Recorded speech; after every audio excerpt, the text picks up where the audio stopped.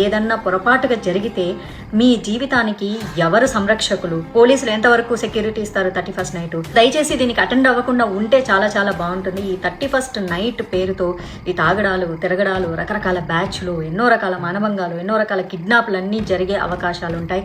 దయచేసి మహిళలందరూ సేఫ్టీగా ఉండండి. ఆ తాడిపత్రులు ఎవరైతే జేసీ పార్క్ వెళ్ళాలనుకుంటున్నారో అమ్మ, మీరు దయచేసి ఇంట్లో కూర్చొని మీ ఫ్రెండ్స్తో ఏదో సరదాగా న్యూ ఇయర్ సంబరాలు చేసుకోండి. మీరు వెళ్ళొద్దు. నేనైతే దీన్ని ఖచ్చితంగా వ్యతిరేకిస్తున్నాను. ప్రత్యేకంగా లేడీస్కి మంచి ఫుడ్ ఉంది, ఫ్రీ ఫుడ్ ఉంది, ఎంజాయ్ చేద్దాము, మంచి మ్యూజిక్ ఉంది, డీజే ఉంది, పీకి పెట్టేది ఏం లేదు అక్కడ, ఓకేనా? ఆ మ్యూజిక్ నైట్ ఎంజాయ్ చేయకపోతే 31st నైట్ 2024 పోయి 2025లో మీకు కొత్తగా వచ్చేదేం లేదు. పాత సంవత్సరం వెళ్ళిపోవడం వల్ల మీ బాధలు కష్టాలు పోయేది లేదు. మీరు ఏదైనా చేసుకోవాలంటే సరదాగా మీ ఫ్రెండ్స్ ఇళ్లలోనో, మీ ఇళ్లలోనో, మీ కమ్యూనిటీలోనో సేఫ్గా ఉండేటట్టు చేసుకోండి.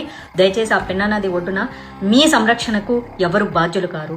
సో నేను ఖచ్చితంగా దీన్ని ఖండం చేస్తాను.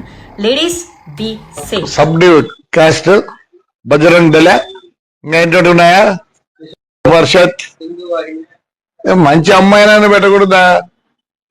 దానికే పేరు లేదు. అదే ఒక పెద్ద ప్రాస్టిట్యూట్. మా ఊర్లో ఒక 2 నెలలు సినిమా షూటింగ్ చేసినారు. నన్ను పర్మిషన్ అడిగినారు. గాయత్రిది మా లెక్చరర్ ఇల్లు చూసినారు, మా సూర్యమణి ఇండ్లు వాడినారు. మంచిదన్న పెట్టండి. ఆడవాళ్ళకి ఎంత జిగుత్సాకరంగా ఉందంటే మీరు పెట్టిన ఆ లేడీ చూసినారు కదా, ఉత్తబిత్తల రోజా పువ్వులు వేసుకుంది. ఫోటో పెట్టినారు కదా మా వాళ్ళు కూడా. అంటే మీరు